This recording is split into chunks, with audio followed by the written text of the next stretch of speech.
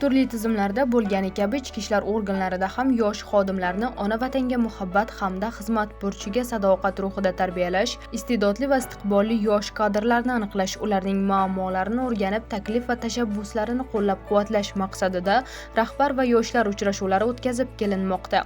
Uchrashuvda O'zbekiston Respublikasi Ichki ishlar vazirlik akademiyasining 1 va 2 bosqich kursantlari, faxriylar, xodimlar va ularning ota-onalari ishtirok etdi.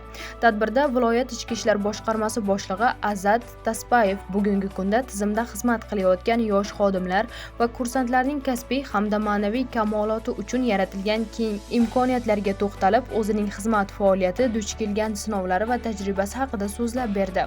Boshqarma boshlig'i yoshlarga omad va zafarlar tilab, ularga bo'sh vaqtlarida ko'proq kitob o'qishlarini ta'kidladi. Shundan so'ng ularga kitoblar hamda esdalik sovg'alari topshirildi.